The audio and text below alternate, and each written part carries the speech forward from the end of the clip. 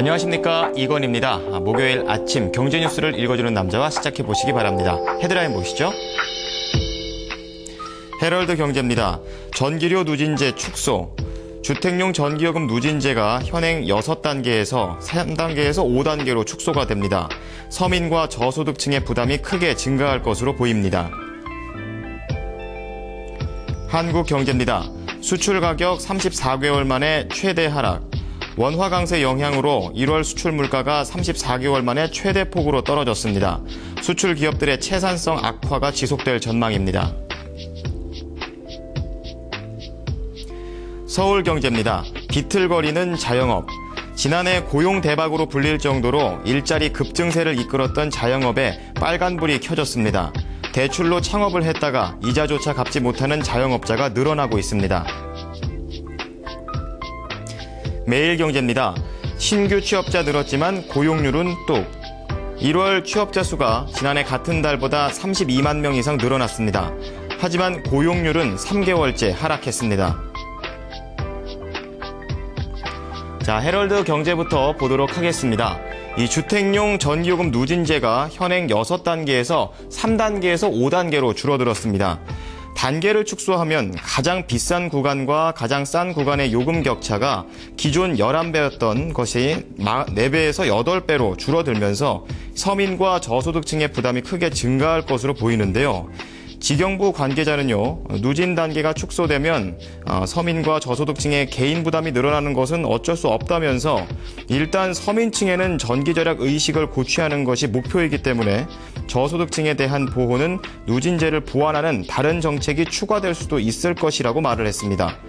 하지만 기초생활수급 가구의 13%와 최저생계비 이하 소득 가구의 26%가 전기장판과 매트를 주 난방시설로 이용하고 있는 상황에서 누진제가 삶을 위협하고 있다는 평가까지 나오고 있습니다. 또한 서민과 저소득층은 생활비의 10% 이상을 광열비로 지출한다고 집계가 됐는데요. 이 누진제의 첫 출발이 에너지 빈곤층 보호 취지였지만 이번 개편으로 오히려 누진제가 서민의 발목을 잡게 된 셈이 됐습니다. 서울경제 보도록 하겠습니다. 17개월째 연속 증가 행진을 이어가던 자영업자 수가 지난 1월 18개월 만에 감소세로 돌아섰습니다. 대출을 끌어들여 창업에 나섰다가 이자도 못 갚을 처지에 몰린 자영업자가 늘어나고 있기 때문인데요. 통계청이 발표한 고용 동향을 보면 1월 자영업자 수는 545만 2천 명으로 전년 대비 2만 1,000명 감소했습니다. 자영업자가 줄어든 것은 2011년 7월 이후 처음입니다. 업종별로 보면 숙박, 음식점, 도소매업, 부동산, 임대업 등 비제조업 부문의 대출이 크게 늘어난 반면에 제조업 대출은 증가세가 둔화가 됐는데요. 이것은 상대적으로 만만한 식당과 상가 등에 투자한 사람이 많다는 의미로 이해를 하시면 됩니다. 이 조기 은퇴 이후에 일자리를 구하지 못해 자영업에 뛰어들었다가 장사가 안 돼서 빚만 남긴 채 사업을 접는 악순환이 형성되고 있는 셈입니다. 매일경제입니다. 1월 취업자 수가 지난달 32만 명 이상 늘었지만 고용률은 3개월째 하락을 하고 있습니다. 일자리 창출 규모가 일할 인구 증가 속도를 따라잡지 못하고 있는 얘기인데요. 우선 취업자 수 쪽부터 보겠습니다. 종사자 지위별로 보면 임시 근로자 수와 일용직 수가 줄어들고 상용 근로자가 늘어나면서 질적인 면에서는 양호했습니다. 하지만 연령대별로 봤을 때에는 청년층이 경기 침체 여파를 그대로 받고 있는 것으로 나타났습니다.